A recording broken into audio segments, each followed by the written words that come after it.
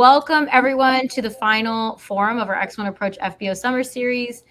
Today in this webinar room, you're going to notice that you have different options on the left-hand side. There's a chat mechanism and there's a questions mechanism. Take a moment to drop your name, your FBO, and title in the chat. And for any questions throughout our discussion today, you can post them in the questions button. It's really important to use that so we don't get it buried in any conversations that may be having in the chat. Today's topic is Beyond Fuel, Managing Hangars, Property, and Assets. And we have our special guests today, Salley from FBO Partners, Alexandra Gruas, Iver Retrum, and Jessica Ballou from BA Group and APN. So I'm going to hand the mic over to them and we'll get the discussion started.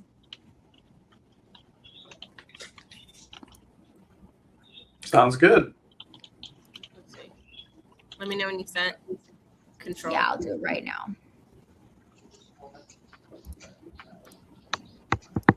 There.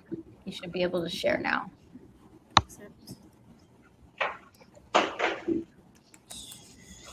Breakouts, so now I have to figure out how to present. It's the share button? Share, yeah.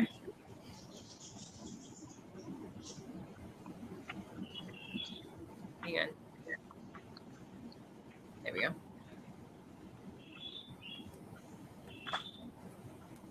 Okay. There it is.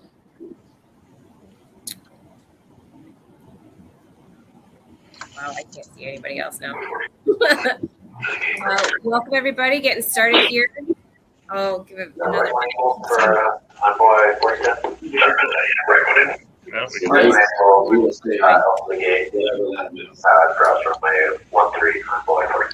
Are we able to maybe mute Patty? Sorry, I'm trying to do it. Oh, there we go. Let me know. I can't see anything else other than my screen now that I'm sharing. So let me know when I should start. No, you can go for it. Start. Yeah. Chris, you want to kick off introductions? Sure. Well, I mean, everybody, thank you for coming. Between Jessica, Iver, myself, and Alex, we are working with airports and FBOs on a daily basis. I'll just summarize, I think, what we all kind of do here and just add in a couple things. But the great thing is, hopefully we can bring all of you some various ideas that maybe you haven't heard of, or maybe you have some questions today on things that we're seeing with customers that we have, from our different companies that we work with. But really, we all have very different backgrounds that all kind of coalesce in the same area, which is FBOs, right? So maybe we have some fuel related stuff. Maybe we have real estate management. I know Jessica especially comes from the banking industry too. So we bring a lot of great different things in here that we're going to be talking about today. I grew up in aviation myself. And I've worked on the manufacturer tech side and even on FBOs too. So Iver, you want to go ahead and sure. Yeah, a pleasure to be here with everybody today. I see a lot of familiar faces and names that are out there.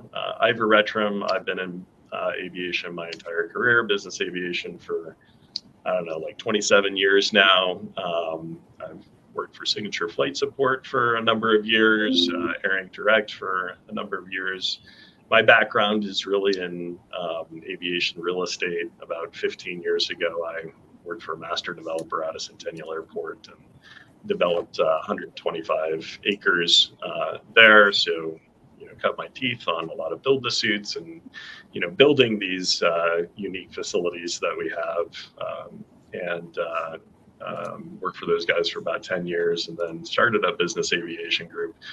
Really, when I saw the writing on the wall with what was happening with aviation real estate, with our growing airplanes and lack of infrastructure and kind of this need to help people understand the value, how to build these facilities, how to maintain them, finance them, all of those different elements. So today, Business Aviation Group does all of those things. We project manage and help people, go through concept due diligence and build these facilities. We will help finance them and or find financing for these facilities and equity, and we've got a consulting division as well too that does valuation and appraisals, and that's Jessica, my partner here, who's going to talk next, and then we also do brokerage and management. So we do all of those, and hope today to kind of go through and add some value to kind of our discussion points that we have, and see if we can help you guys with some of those concepts. So anyways, Jessica. Yeah. So again, also thank you so much, everybody, for joining in. It should be hopefully a lively conversation here. And that's the structure that we're aiming for, is more conversational based with your questions. There is an outline that will follow to stay on task, but feel free to ask any questions along the way. My background is, as Chris said, more institutional based. I do valuations. So when I look at an FBO, I compare it on a national and local average. I check to see what your margins are, what your rates are, not just on a per basis or per plane, but overall, and how that structure of your revenue coming in has been flowing, pun intended. I've been doing that for over 20 years. Now that I've been more on the private side, I work with equity investors and how they look at your FBO and how it's growing, opportunities that they might have. So when I'm looking at valuation, I'm looking at more of the opportunity to grow, which is where I think it can come in here, as well as with real estate, the growth of your real estate. Do you develop? You did a earlier presentation this year with NATA on, do you develop or do you not? Do you enhance your own asset or do you not? Do you focus on your current tenants first before worry about expansion from the real estate side? Okay. From there, let's kick it off directly into the conversation. Starting off with hangar management workflows. So this is focusing on how you manage your hangars and the tenants that are there. Starting off on more of a question base for our panel. And our panel today is both Chris and Iver. Feel free to ask your questions along in the chat. You're going to see me kind of play around. And Monica, I'm going to ask you, I can't see anything other than what I'm presenting. So if somebody has a question, I can't see it. Is there a different view on this one that I need to do? Sorry. No, I'm in the backdrop for that reason. So if it's okay, like I'll just let you know that we have a question. Okay, perfect. Chris, do you want to start high level here on what you would focus on for your hangar and making revenue for your hangar?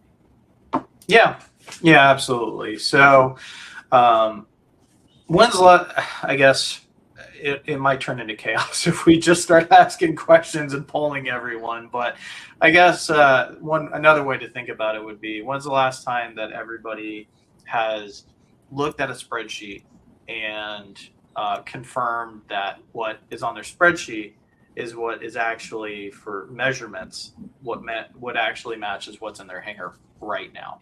And so by that, I mean, over time, these boxes, they're organic almost, right? They kind of evolve. I mean, some of you might put, cages in them, shop spaces evolve, tenants do things, right? So when we look at this, when we're starting up with a brand new customer, we're always trying to say, okay, well, when's the last time you measured everything for your usable space? It might sound simple to some of you, but other people are like, you know what, it's been a little bit, right? Especially on older office space, or office spaces too, but hangar. And so, that translates into whether you're using a software or not. At minimum, at least you should have an Excel spreadsheet, and just shows, okay, how much space do we have? What if it is usable, right? So it's okay, we've got a box, maybe it's a 60 by 60, but then what's actually usable inside of it, right? Can we actually put aircraft in? Do we have some space for walking around the aircraft? Things like that, right? And then how do we translate that into a report for if we have an owner, right? Or if we work for a chain of FBOs, right? How do we bring it into the management reports? Some of you guys may have good structure for this and some of you don't. So, and that's fine. It's start somewhere if you have nothing. And, while all I can really recommend is get yourself a walking stick and a laser measure those door heights, measure the areas that are usable, right? And then you can start getting into some nice things, which is, okay, what do we have? Maybe we have one of these great tools out there like Stacks or Airplex for, doing stacking, right? I know they're pretty popular these days. A lot of people just like to do it back of the napkin too, right? If you're just not using these tools today, I still meet new customers every day that just don't use them or don't have like their baseline.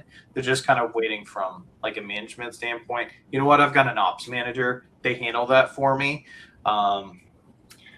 Really it comes down to, are we considering our hangar space as like milk? Yeah. That spoils every night, right? And I think Iver can maybe touch on that a little bit. Yeah, well, I was just going to say, like, that's the foundation of your FBO, right? The real estate. And, this is, obviously you're going to see my background, right? And, as we talk about, it's those components because, if you guys have seen a presentation I've done in the past, it's like this upside down pyramid, right? Where we have our ground leases, right? We've got our land. On top of that, we build our improvements, right? And it's all about, creating this really solid foundation.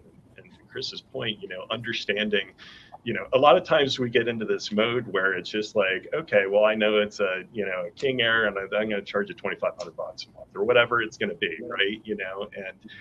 But sometimes if we, back the bus up a little bit and go back to the foundation that we started with, understanding, well, how much space do I really have? Right? Because if you kind of parse into the data, you start with that foundation, then you take a look at the usable square footage, then you take a look at the square footage on every airplane that you're putting in there and understanding what your actual utilization rate is, right? And then you can say, well, I'm utilizing at 110% or whatever, that's going to give you the ability to measure on a monthly basis, or when you're considering new tenants, how to maximize that utilization rate and drive more revenue out of that space. Likewise, we can even get more detailed, sometimes I've seen it in hangars, but, typically in office space, taking that usable rate and then understanding, well, what's my gross square footage, right? And I don't know how many of you work with common area factors, right? And, a lot of times when we're going out and we're putting out, leases in office space, we want to kind of gravitate towards the simple. But if we're trying to maximize the revenue out of these spaces, putting in the detail of a common area factor and charging a rentable square footage on an office space and explaining that to a client can help you, maximize and say, yeah, my building gross square footage is this. This accounts for all of the unusable square footage for the utilities. And you as a tenant still need to pay for that. And, that helps you to set up the stage for, common area maintenance, right? And, maximizing the value out of that. And, if you set up those good, and honestly, most of your tenants understand those principles, right? Because they have their own businesses, right, that they run. They have office space, right? So, if we run our businesses and our real estate that way, I think more and more these days, people are understanding those principles, and we're certainly seeing the big chains.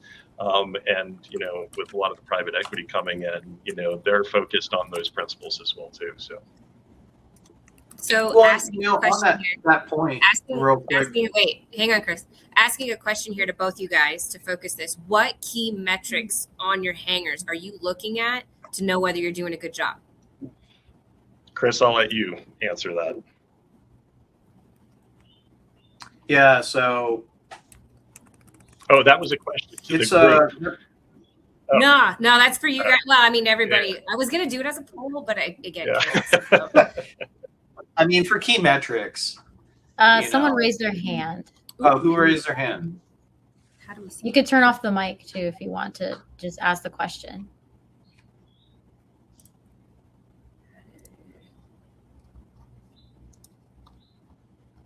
Someone? The hand raise? I saw a hand raise icon. This was a mistake.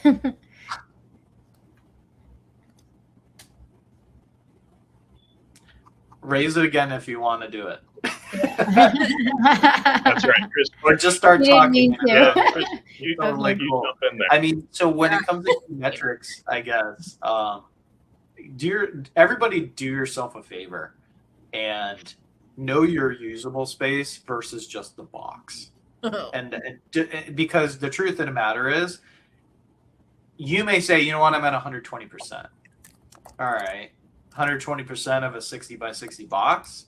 or did you take away like 1 or 2 feet from the 3 sides of that box, right? So now you already lost some of that space, and maybe you got to bump out for an electrical room, stuff like that, So what I'm getting at is it's set some realistic expectations for your usable space, so that way when you're making a report for your boss, your owner, or whatever, it's we've got this much space and we've lost. So it's figure out how much space you're losing on things that you shouldn't have there, right?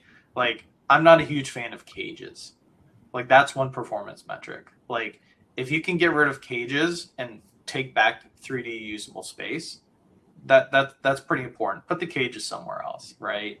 Maybe there's a lot of ways to do it, but I think that's the biggest metric that I really focus on with everybody that I work with is like, okay, are we using our space efficiently? Are we keeping the area as clean as possible so we can maximize that revenue? Jessica, I don't know if that's the best answer. That's great. To add on to that, I just did a poll that everybody can do while Iver answers. I just asked a poll. Chris pointed out what percentage. I think this should be interesting. I asked what percentage of your hangar space do you try to lease to? Minimum is going to be 100, but what's the goal you aim for? Realistic goal. Everybody tries to get as great as possible, but I'm curious to see where we end up at. Okay. Yeah, Iver, what metrics do you look at? Yeah. I would certainly, I focus on my real estate rates, but then understanding that, I'm selling other services to, that asset that's in there, right, as well too, being, fuel and the other things that we sell. And layering that on top of it and understanding how many dollars per square foot am I getting out of the, this total hangar itself, in addition to the, the real estate. And I'm very curious how many people actually can tell me what their average, dollar per square foot that they're, receiving, within their, for their clients that are in there. But that's the ultimate measure that we want to try to understand, right? When we're doing that, and if we're focused on that, that really helps us to measure, to increase, when needed, evaluate new tenants that are coming in and say, okay, you say you're going to do this much fuel versus real estate. I mean, this is always our common problem, right? But we can really understand, hey, I need to achieve this average dollar per square foot, right? If I'm going to continue to grow my business, and I got to get it one way or the other, right? And so centering on that number, I think, on a regular reporting basis is very helpful. On that point, Iver, I think one thing that I'm starting to see more of, but not enough people do, is charging for the safety zone of the airplane. Yeah. So and what is that? Okay, well, you have to walk around the thing, right? And are you charging? And a lot of people don't charge for that space. You can't just literally put wings up on it. Sometimes you can double dip, right, in the square box. And if it's a high tail airplane, you can put a small airplane under the tail of the Gulfstream or something like that. But when it comes to the actual wings, you got static wings coming out and things like that. So I think there's some merit that comes from what the chains have started to do with adding 1, 2, 3. I've even seen as high as 5 feet with some operators being added to their base square footage PSF, and then what the multiplier is on that. So coming back to Jessica's question, it's okay.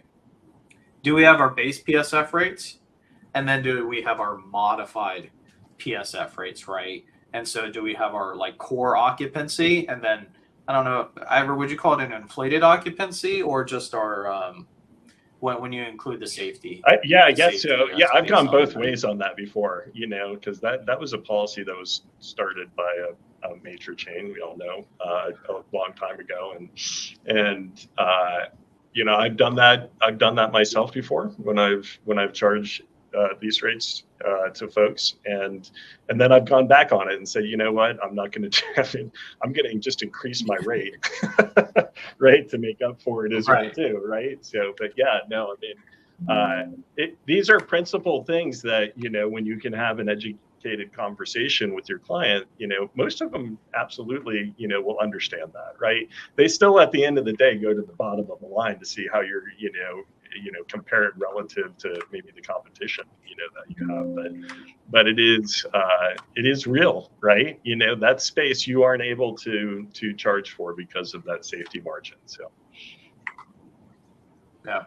Closing out the poll here, everybody should be going at least 100. Yep. What we were seeing in the average historical across the industry was a 120. 120 was the number, then 130. I can tell you now that I've been hearing 140 at 140% on a regular. That's the goal. A lot of that has to do with you can't build. It's really hard to build a new hangar. So getting efficient in how you over-lease your hangar with using a safety zone, if you want to call it that, or if you want to increase your rates. But the overall occupancy of the hangar, getting there is significantly easier now, or not see, let me take that back, more accepted by those that you're leasing to, the tenants that come in. They're more used to this number now than they were in the past. 140% should be on the regular. Plus, now you have the software, right, that can enable you to do these things. What else, besides looking at straight rent? I'll start with Chris. What other elements are revenue or expenses coming in? Let's just stick with revenue. What other revenue items should they be looking at besides just the straight rental rate? Yeah, well,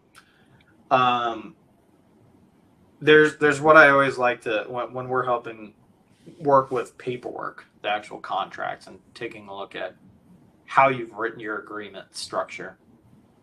A lot of people are still not really optimizing based on the fact that money is depreciating as time goes on. Your money loses value. And so I am typically seeing CPI adjustments added into agreements now, but I'm also still seeing it not, especially with airports, which, you know, nothing against them. It's just sometimes you have to get things approved by committee, right? So, but it's super important to make sure that you've got your CPI adjustments in there based on your area plus at least 1%. So what does that mean? Well, do you want the same cone? Do you want the same light? Like, you know, for your hangars, if the lights burn out, you know, the lights still cost more money. You know, your equipment still costs more money. Do you want to keep the same equipment and lights, or do you want to buy new equipment and lights? That requires investment, right? So a big thing that we're really trying to promote to people is take your CPI, figure out what it is, and then add in 1%, and then write it into your agreement as CPI plus 1%. That way you can stay ahead of not just keeping up. You can stay a little bit ahead. And you. I mean, in addition to that, I've done it a different way. You know, I've included a capital reserve within my camp fees, right? And so I will have specific list of capital reserve items, right, and negotiated, you know, and it's a negotiating point, right? And these are typically granted, you know, on longer term leases, but including that capital reserve will help you maintain the hangar, right? And maintaining these hangars, is really important, right? If you want to try to maximize, you know, the percentage that you're getting out, you know, of your hangar, the rate, it's a representation of how you operate as a business, your safety standards, all of those things. So it's important to always be thinking ahead of not just today, but, you know, I'm going to have to redo this hangar floor, right? If I want to have the same, you know, a presentation, which is extremely important this day and age of competing, right? I need to think about that capital reserve. So, and again, you know, educating, you know, the customer on this and saying these are the things that, you know, that you value about this hangar, and this is how we continue to make sure that we upgrade the facility when we need to go and, you know, put new floors in it, or, you know, we got to do hangar doors, you know, replacement or whatever, right? Then you can account for those things in your capital reserve. Right. Right. Well, why don't you expand on how you are seeing cams implemented these days? Why don't we talk about cams? Not everybody knows about common cams. area maintenance. What is the merit of cams? Yeah, it's to reduce risk. But, wait, one more time before you start. Sorry, I'm cutting you off because I'm doing another poll that I'm asking everybody. So while Iver's talking, starting poll. This is an empty box here. Want to know how you guys are keeping track of all of your lease details? Good question. Okay. Go ahead, cams.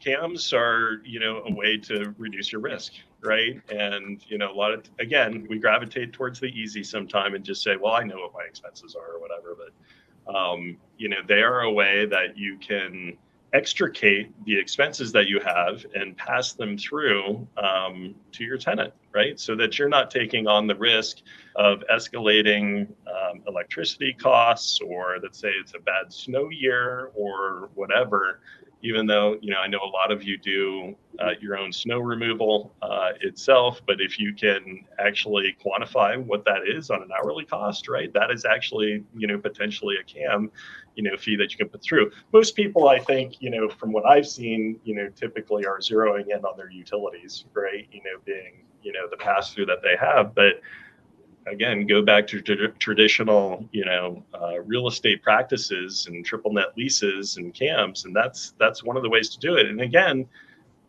it's just a way to say, hey, we're all in this together here, right? If it's a really bad year snow-wise, right, we're going to spread that cost over all of the tenants, right, that are in here. Likewise, for I just lost my train of thought, but that's basically like the elements of the CAM. So along with that, how do you transient tenants versus based? What other elements for transient tenants coming in and revenue tracking should they be looking at? Chris? Well, let's talk about mags. Transient versus base. Even I'm starting to see at high density airports the merit of high utilization transient customers becoming ramp tenants. And we're talking like ultra density markets where there's no hangar space. People are, the top 10 airports. When you're trying to talk about fuel and how fuel can affect your rent, and should you be charging for rent, there's kind of this amorphous like business model that evolves, which is, okay, you want to come in a lot, you want to come into our airport a lot, right? Okay, how can we make it easier for you to buy more from me? Are you paying a lot in parking fees, right? And so now maybe you can turn a transient into a tenant, right? Where it is actually a win-win, because now you've got more receivables on your books coming in every month. So that's a known thing. You got your budget up a little bit. And maybe because they're just on ramp, for instance, and this is just a corner case, right? But I think a lot of people can try and apply it in certain circumstances, because what happens when you become a base tenant at an airport? You don't have to pay landing fees anymore. It's a huge plus, right? Now, granted, you can't abuse this. The airport's going to get upset about this, and rightfully so. But if it's justified for a high utilization customer, they really are based at that point. Think about like Teterboro and White Plains. If you're going between the two constantly, you are basically a tenant there on the ramp. And so this kind of translates into, okay, do you need hangar? Do you need ramp? What are you doing with fuel? Can you give me commitments on fuel? Clients will sometimes need to shift their spend away from their PSF rate on hangar and say, you know what, charge me more on fuel than on the hangar, because maybe the optics of how they have to get billed. Maybe it's a corporate flight department that comes in a lot, right? Maybe they can't spend a lot on parking, but they can spend a lot on fuel, right? So that's where it's try and be flexible in your business model and think about the client and what they need. And they might educate you and how you can make more money off of them by making their life easier. Does that make sense? I think what we captured here is being able to understand your client. And this gets into the lease details as well. And a lot of you, based on the poll results are available. Almost everybody's using Excel because it's really hard to capture all of that tenant information, who the tenant is, how much fuel are they pulling, what's the rent charge, how often do they show up. So having all of that data captured in one spot to be able to service your client and make the most money off of them without sounding like you're making the most money off of them, giving them the client service that they need and in a way that they want it, as Chris is saying. So other revenue besides rent and fuel coming in, you've got CAM charges that could also keep track of it. Any other fees that come in because they're more transient based, but maybe they need to switch to more tenant based. Having the right tool, we've all seen very complicated Excel models. We've also seen very simple Excel models, but a way to look at it on a holistic visual view that not only you as the airport manager can do, but the person making the decisions on the spot. When they come in, can they give them something different? Having that power to the person that's working directly with the tenant is very important. So you need a platform that can translate what you're seeing and on the ground, because they might not remember the name. It could be somebody different flying in. It might not be the tail number. It could be the client that's using a different plane. Having a holistic view of their tenants coming in is very important to maximizing. We can talk about strategy on over leasing or changing your rents or how you structure it. But if you can't see it all and be able to share it to the people on the ground, there tends to be a disconnect in your strategy and what actually gets executed. Okay. Moving on a little bit here, but I'll stop there. Iver, did you have anything you wanted to say before I? No, I don't think so. I think you hit the high points there. Let's talk about risk with these leases then. So we've talked about revenue, a little bit of other elements for revenue for both transient and base. And we've talked about software. What elements are the software that you need or whatever you're using to capture? What risks are we trying to mitigate, as well as, we're doing client service, that's the plus side, but what risks should we be trying to mitigate, where their opportunities are? We talked about CAM. I'm kind of setting it up, so if you're not following, everything about lease, what risks lease could we be missing? Well, there's certainly liability risk, right? And having, make sure that you're, well protected, within your leases. And limits on that liability. I'm always looking at the missed opportunity risk, right? And making sure that you have the freedoms that you need to increase the revenue when you need to, right? And putting in those mechanisms in there. I think, giving away options, right, is not a wise thing to do if you don't have to. That's usually kind of a common ask, right, is, we want, this many years and then, so many options. I tend to refrain with that unless there's a reset to market on those elements. I think those are, some of the big ones that are out there risk-wise. What about... Sorry, I was setting it up for you. I was talking about dates. Insurance. So insurance, for sure. Dates. Yes, COIs. I mean, that's a big one. Like how does everybody, I know that's the biggest one, right? Like how do you make sure to get these clients to, make sure that they're delivering their certificates of insurance and that you're reconciling that. There's software, certainly out there. I don't know if anybody's using any software, to help them through that practice itself, but that's, certainly extremely important, to make sure that you've got that process figured out. So along with keeping everything moving forward within a lease, what about lease expiration? So you set up your lease and then it expires. Who on your team, who typically on a team manages what happens next? Yeah, that's where I would say you should really set up a good process, right? And, certainly if we're tracking that on a spreadsheet or whatever, there should be a process far in advance, right, of when that actual expiration comes up, right, to start, evaluating.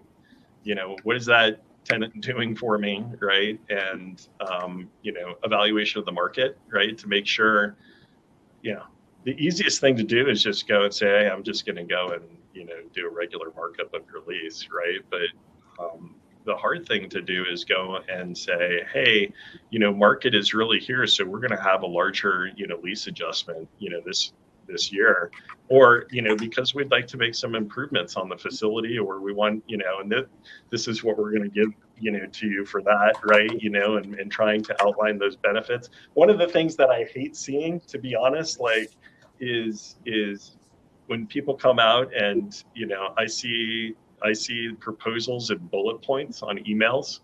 Like, that is not professional to me. If you're trying to go and extricate the most value, out of your tenant, right?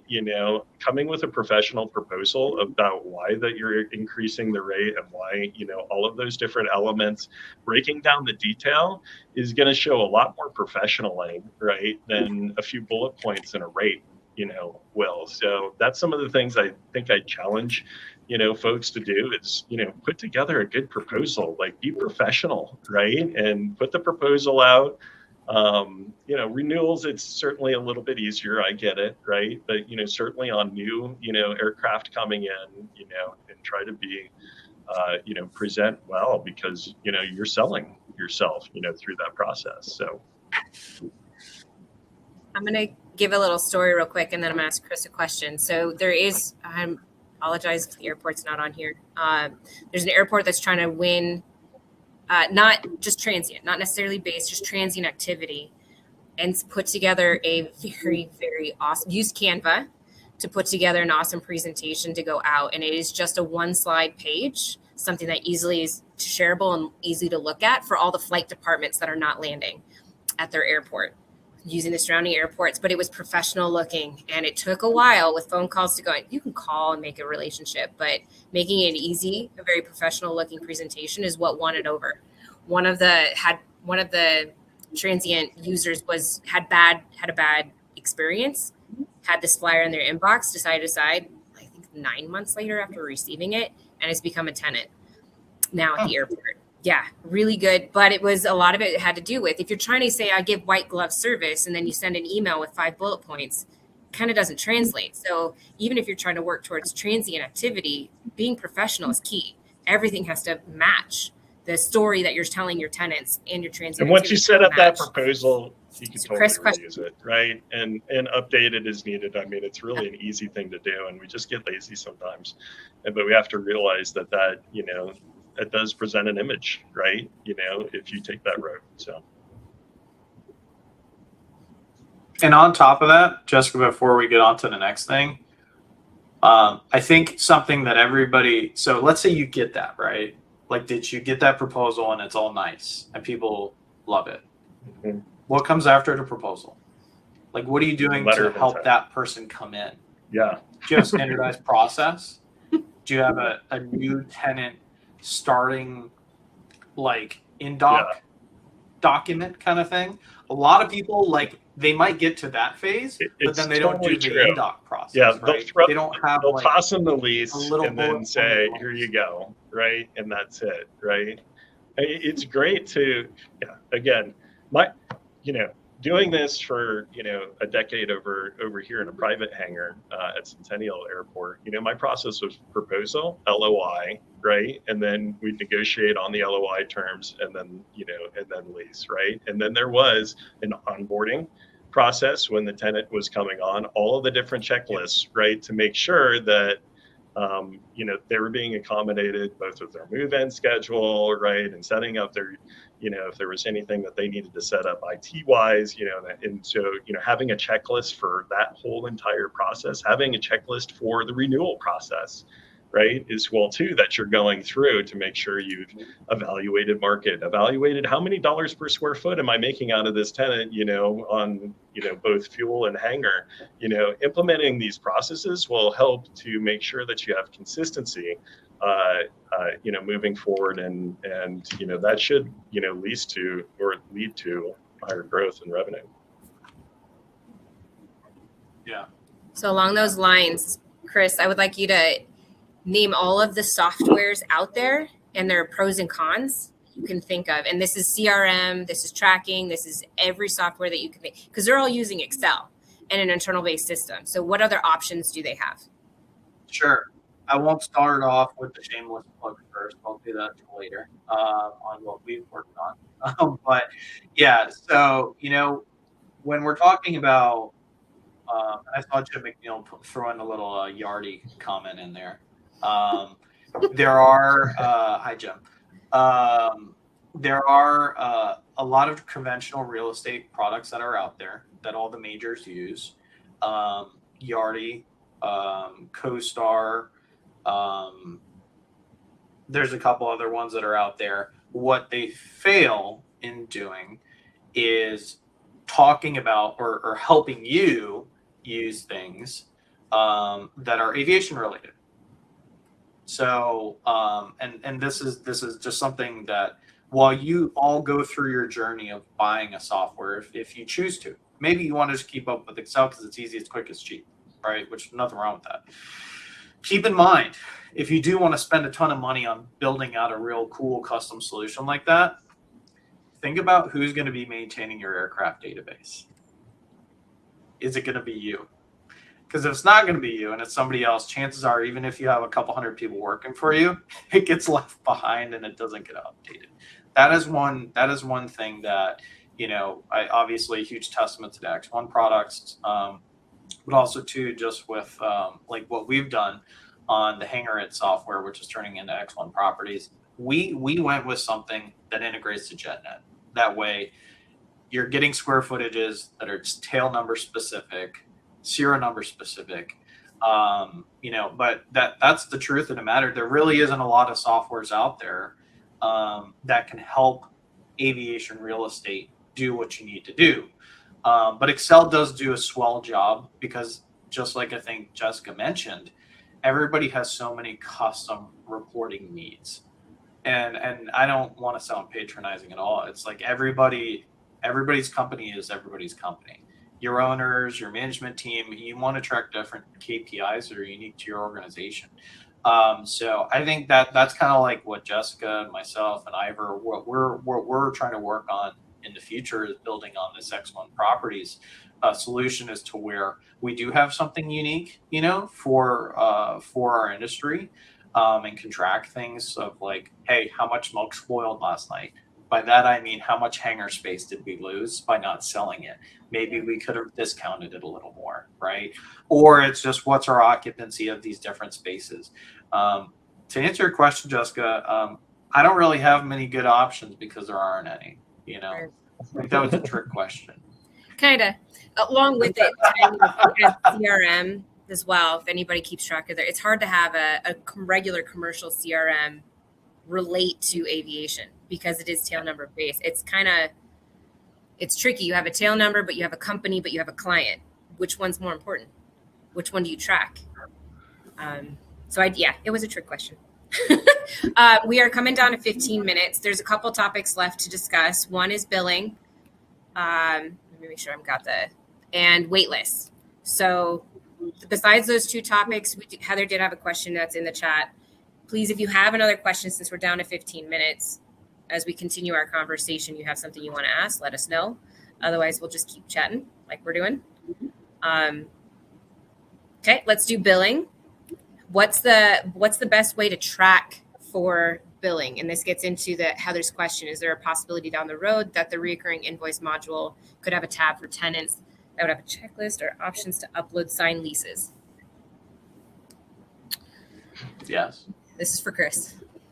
Yes, through X-1 properties. Yeah. Anything that you will need regarding what was just asked is that the whole notion of it. So if you don't know what we're talking about regarding X-1 properties and what Hangar is, it is a piece of software that we built to help you right now. Like what it's doing is it helps people manage their leases and their tenants, their wait lists, things like that. It is not helping you do billing. That is where this whole synergy, not to use a buzzword, but it's the truth, with X-1 is really coming into play because you guys already use X-1. You already use billing, right? Let's make our life easy. Let's integrate the two. And so, yes, that's coming. Absolutely, is to integrate billing with your tenants so you don't have to recreate customers. You can relate it to the leases. Maybe you can even get some great KPIs like how much did this customer spend with me? on rent, on fuel, other things, right? It's really what we want to expose for you guys, so you're not having to do all these hurdles of Excel spreadsheets like we do now. So, or if you're in a big organization, building out things like Microsoft, Dynamics or whatever they call it now, Business Central. There's so much extra work that has to get done.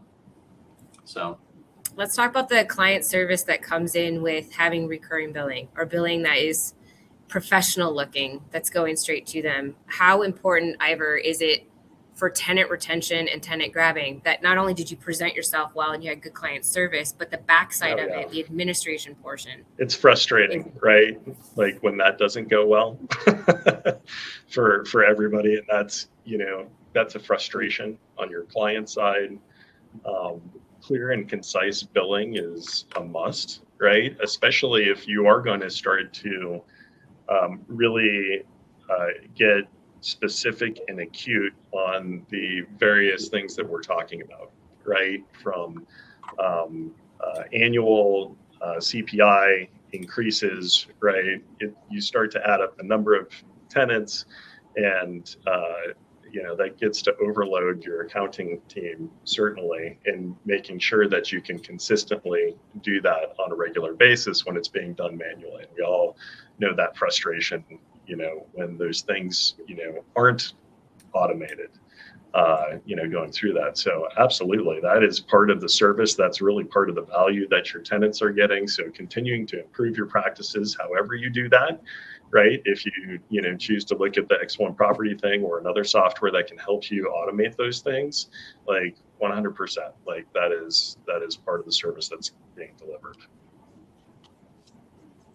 And on that too, something that I think a lot of people forget about is use your fuel suppliers to your advantage for billing. Like, I know they all have different things that they can offer. If you're Phillips branded, you get that lovely red Wings AV card. I know there's like 5 names for that thing. It's red. And it's 0%. So you can put a lot of stuff on it, right? AV card costs a little more, but it's still a cheaper percentage rate if you're a World dealer in a lot of cases, so going from Phillips to World, than doing an Amex, right? Moving over to Titan. They've got their co-branded multi-service card, right? Talk to your contract fuel providers about 2 things. If you haven't already, can we put, fuel things at, through different payment methods? If you're already doing direct bill, great. You're getting paid cash, right? Obviously, you can use the X-1 Pay product, but there's also the opportunity too for, if you want to use contract fuel, talk to your rep, because we've talked a lot about, Tenant and Hangar, but there's also the fuel that comes with it too, right? Are you getting good margins on that? Are you letting them do CAA at base, right? If you're letting them do CAA pricing, because you are CAA FBO, at home, how are they paying for that? Probably an Amex or a Visa. Probably not using direct bill, right? Change that. You can give that end-of-plane rate, that margin rate, to Titan or World or whoever, AG, and say, hey, you know what? This is a base tenant. Be easy on them on the margin, right? You can obviously see their tenant and that that's a lower rate. And so if you can get, I'm just going to say, a 6 to 10 cent instead of 20-cent margin that World Fuel or one of the contract fuel companies puts on it, all it takes is a conversation, and now you've reduced that cost exposure that you're literally losing revenue on. So we wanted to try and make this more than just about real estate, because the fuel has to do with real estate too, and you got to think about how much you're losing on fees and things like that. So I'm going to throw this out there as well. There was, because of AI, that reviewed a minimum standards that's coming out from an airport, and they asked for rates to be posted, not just fuel. All rates need to be posted in the FBO. Now, right now, there's a lot of secret sauce that goes in with each tenant, and you work through a relationship and you have that kind of information. But with AI and a lot of this data that we're coming into, it's becoming more like an apartment world where everything is posted. All fees are posted, rates are posted. There's a little more clarity to the tenant or to the transient user on exactly what they're paying and when they're paying it, instead of obviously you'll have relationship contracts that are in the background. This is all retail rates that are being posted, but the airport asked for it. They used AI to write their minimum standards. It wasn't pretty, but it was in there. Like they asked for it, and the FBOs are like, what are you doing? This is weird to be even at, because it's not industry standard. I'm just throwing it out there that if you're using Excel now to even track and you're looking back constantly and not able to forecast, you're quickly going to become behind the lines, and you could get in trouble with your airport. Or if you are the airport, then keep that in mind when you set your minimum standards. But transparency is starting to happen. And when that happens, it'll become more prevalent to be able to see what everybody else is doing fairly easily across the country. Before we continue on, we got about 8 minutes left here.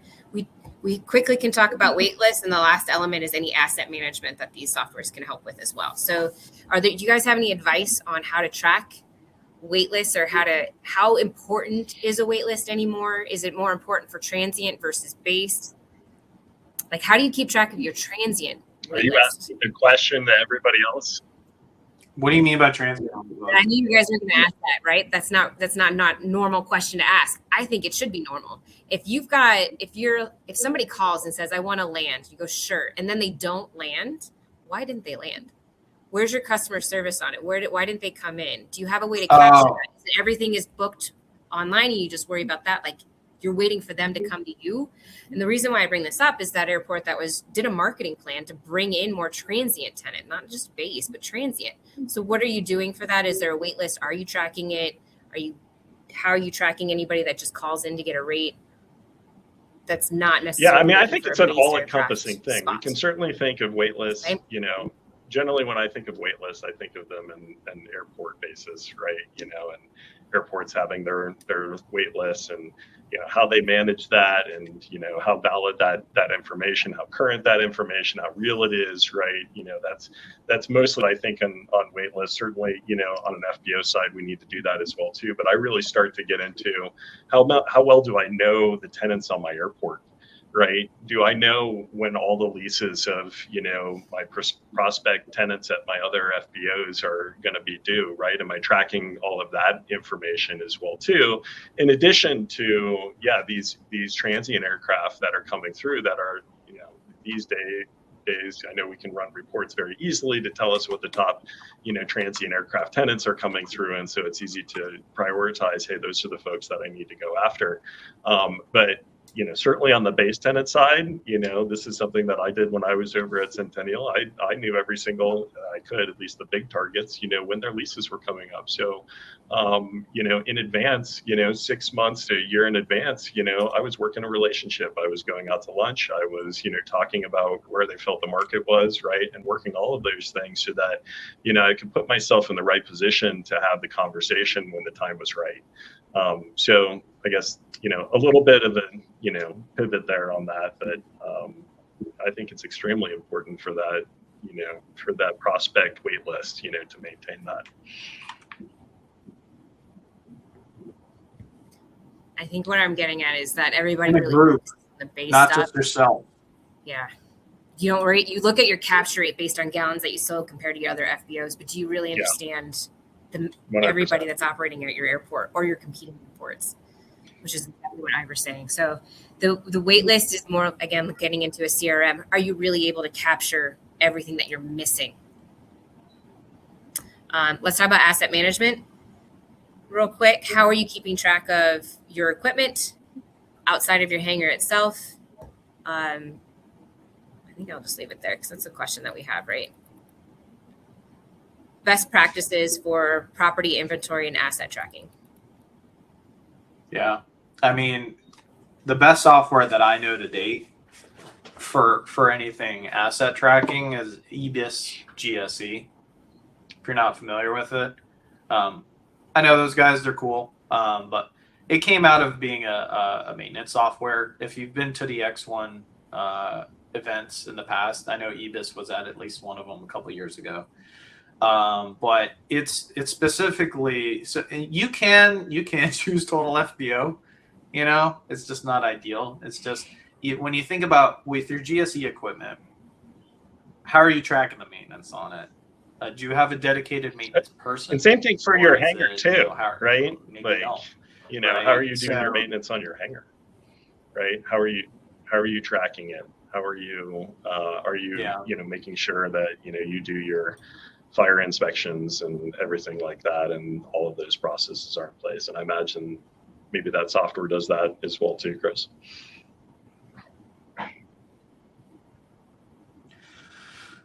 It wasn't. No, I don't. It's been a couple years since I've seen it. It's just really, it's really the only one that I've seen. Maybe Jim, what were you using over at Shelter for that kind of stuff? Or is Jim still on the call? Yeah. We're calling on a customer. He's trying to figure out how to unmute. Sorry. Right? Oh, wait. Oh, it's Are at we the doing that, bottom. Jim? Oh, I thought you'd mentioned Wiley. Yeah. Oh no, Jim McNeil. Jim McNeil. Sorry. He's still here. He's here. I think he's trying to. Is he It's able at the, to chat? It is at the very Maybe? bottom of your screen. There's a little mic on the left. He sees it. Oh, you can put it in the chat. Yeah, you can chat it up if that's easier. And anybody else, if there's any other asset management tools that you guys are using, you can put it in the chat. Same thing with the software. I know everybody's using. I'm guessing Jim is probably going to say Yardi. Sure. He might have Yep. something in there for facility R&M. But no, Yardi's like, you know, a big chain kind of piece of software. It's not really feasible to deploy at oh yeah, Yardi. That's what he said. Got it. Yeah, I mean that's kind of a bear to deploy. You know, I think we're going to try and work on some tools in the future for that. Even if you're like, hey, you know what, getting EBIS GSE is too expensive for just my GSE equipment, you know, right now, then use Excel, right? And Excel away. Add in, hey, when did you replace this? You know, just make a little ledger for it. Just start doing it as opposed to not doing it. especially keeping track of the capital that goes into it. Yeah. So, And to that point, you know, what I will say is, if you're not already doing it, have your accounting team update your general ledger for more buckets for cost controlling. So I see a lot of FBOs just like putting a bunch of things into one like miscellaneous line item for their accounting. It's awful. And then we can't tie anything out. They even do it for their fuel equipment too. Like, which obviously X-1 does great with, like, you know, intercompany transactions and things like that. But you know what? Build a general ledger item for every freaking hangar that you've got. We like to say improvement, right? So when we're using a real estate term, there's improvements, which are the buildings or the structures, and then there's the spaces that you have in improvements, right? But if you don't, that would be my main homework for everybody today. If you're not already doing it with your accounting system, and maybe you don't know, so go talk to your accountant. Be like, hey, how are we breaking down expenses for each hangar, electricity for each hangar? You guys in cold weather environments are probably a little more in tune with this because you have heating costs and gas costs, right? With those expensive hangars. But you know, in areas where we get free de-icing because it's hot out, right? You're not having to do that. all right, so Chris, that I'm going to would have to probably cut you be- off because we're at time and Monica needs to close out. So thank you everybody for being on. We are here. If you have any other questions, you can easily get to us. I didn't pull up our emails. I forgot to have a closing slide. Sorry about that. But we're easy to find. BA Group and FBO Partners and X1. You can get in touch with us. Thank you so much for your time. Monica, go ahead and close us out. Sure. Thanks, guys, for joining. I just wanted to mention that we're going to also be participating at the NATA AI Symposium at Embry-Riddle in Daytona on September 14th through the 15th. So I'm sending that link over. I believe BA Group and APN is going to be at the Paragon Leadership Conference in Denver, September 22nd through the 24th. And we are all joining forces also in exhibiting at MBAA Base in October at booth 2125. And finally, we're also going to be presenting also at the NATA Certified FBO Professionals event in December. So I'm just including all these links here. I can also email you guys if you don't have a chance to check it out. Thanks, everybody. And thank you for joining us. Have a good one. Thanks, everybody.